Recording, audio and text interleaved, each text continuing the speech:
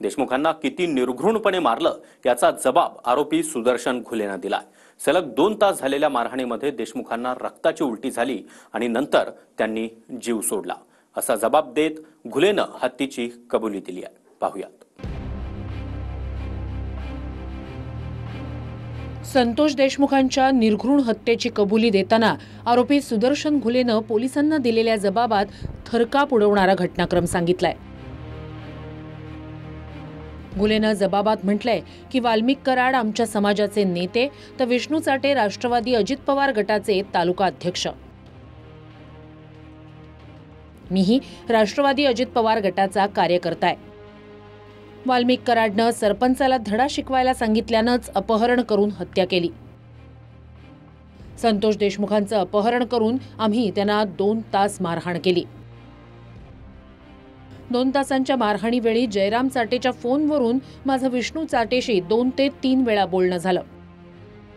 मारहाणीवेळी प्रतीक घुलेनं पळत येऊन दोन्ही पायानं देशमुखांच्या छातीवर उडी मारली।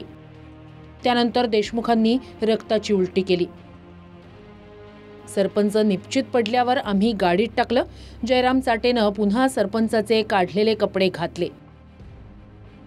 दिवस असल्यानं आम्ही सरपंचाचा मृतदेह गाडीत टाकला आणि अंधार पडण्याची वाट पाहिली। अंधार पडताच देशमुखांचा मृतदेह आम्ही दैठणा फाट्याजवळ फेकून दिला आणि स्कॉर्पिओ घेऊन वाशीच्या दिशेनं पळून गेलो।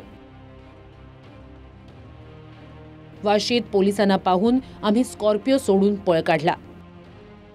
आम्हाला न्याय मिळाला पाहिजे आणि या आरोपींना फाशी झाली पाहिजे आणि हे प्रकरण सगळं फास्ट ट्रॅक कोर्टात चाललं पाहिजे आणि लवकरात लवकर या जे प्रकरण आहे या प्रकरणाचा निकाल लागून आरोपीला फाशी झाली पाहिजे अशी आमची मागणी आहे। कबूल दिलं केलंच ना, त्यांचे व्हिडिओ आलेले, त्यांचे प्रूफ आहेत, एव्हिडन्स आहेत, सर्व ते मोबाईलचे सगळे डाटे आलेले आहेत, त्याला सीडीआर वगैरे काय म्हणतात ते सर्व आता जप्त केलेले आहे पोलिसांनी। म्हणून त्या गुन्ह्यापासून त्यांना आता पळवाट नाही, त्यांना फाशी ही झाली पाहिजे ही आमची मागणी आहे। सुदर्शन घुलेच्या मित्राच्या जबाबात आणखी एक धक्कादायक बाब समोर आली आहे। संतोष देशमुखांना त्यांच्या हत्येपूर्वी बलात्काराच्या गुन्ह्यात अडकवण्याचा कट होता।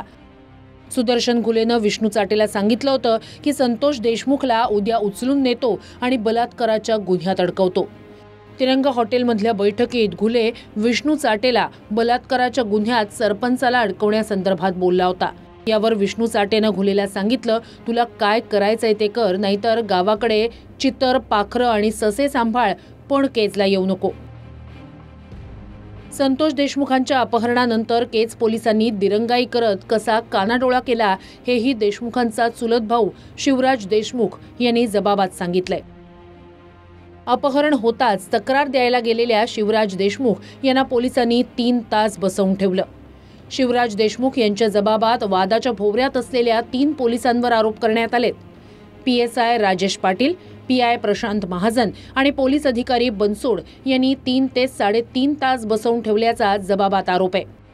पोलीस कर्मचारी म्हणत होते, कायदा बदललाय, पुस्तक बघूनच कलम लिहावी लागतात। पोलिसांच्या या भूमिकेमुळेच फिर्याद द्यायला वेळ लागला आणि तेवढ्यात संतोष देशमुखांच्या हत्येची बातमी कळली। यात ज्या PSI राजेश पाटील, PI प्रशांत महाजन यांचं नाव घेण्यात आलं त्यांना सहआरोपी करण्याची मागणी याआधीही झाली आहे। पोलिसांना अपहरणाची माहिती मिळताच देशमुखांच्या शोधासाठी त्यांनी प्रयत्नच केले नाही असं आरोपपत्रातून समोर आलंय। संतोष देशमुखांच्या हत्येतील आणखी एक पुरावा म्हणजे काळ्या रंगाची स्कॉर्पिओ गाडी। फॉरेन्सिक पथकाला कारमध्ये बोटांचे 99 ठसे आढळले, ज्यातील काही ठसे सुधीर सांगळे या आरोपीचे आहेत। संतोष देशमुखांच्या हत्या प्रकरणात आरोपी क्रमांक 1 वाल्मिक कराडच आहे। मात्र गँग लीडर किंवा म्होरक्या म्हणून सुदर्शन घुलेचं नाव घेतलं जातंय। मात्र वाल्मिक कराडला पळवाट म्हणून घुलेला गँग लीडर सांगितलं जातंय का, असा सवाल दमानी यांनी केलाय। न्यायालयाला स्पष्ट केलं की प्रत्येक घटनेच्या तारखेविषयी आमचा जो पुरावा आहे यातील संघटित गुन्हेगारी ही कशी फोफावली गेली आणि यातला म्होरक्या जो गँग लीडर सुदर्शन घुले आहे हा मुख्य आरोपी जो वाल्मिक कराड याच्या म्हणण्यानुसार कसा वागत होता हे देखील आज न्यायालयात आम्ही स्पष्ट केलेलं आहे। मला फक्त एकच काळजी वाटते, ती म्हणजे अजूनपर्यंत चार्जशीटमध्ये सुद्धा सुदर्शन घुळे याला टोळी प्रमुख असं लिहिलंय. तर ते मला कुठेतरी खटकत आहे, कारण हा वाल्मी कराड याला पळवाट ठेवली आहे की काय अशी माझ्या मनात म्हणजे शंका आहे.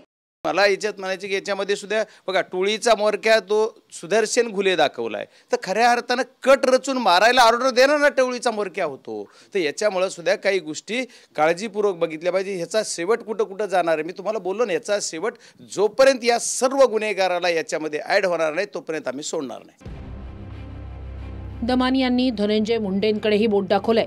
देशमुखांच्या हत्येचा घटनाक्रम कोर्टात 8 ऑक्टोबरपासून सांगितला जातोय. मात्र हा प्रकार मे महिन्यापासूनच सुरू झाला होता आणि जूनमध्ये मुंडेंच्याच बंगल्यावर खंडणीच्या बैठकीचा आरोप धस यांनी केला. मग 8 ऑक्टोबर उल्लेख करून मुंडेंना वाचवलं जातंय का, असं दमानिया म्हणाल्या. मला एक गोष्टीचा मला आक्षेप नोंदवावासा वाटतो, तो की त्यांनी असं सांगितलं हे प्रकरण 8 ऑक्टोबरपासून सुरू झालं.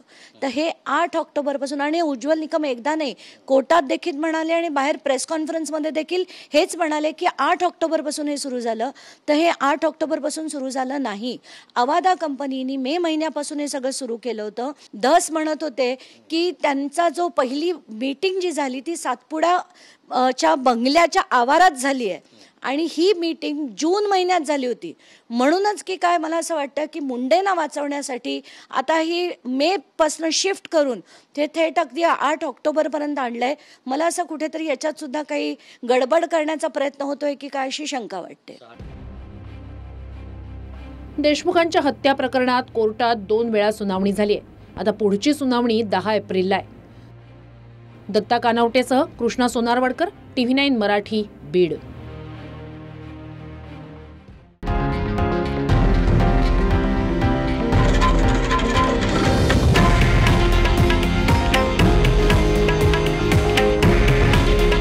हे आहे देशातील नंबर 1 न्यूज नेटवर्क आणि आपण पाहत आहात TV9 मराठी. काळजी तुमची, हित महाराष्ट्राचं.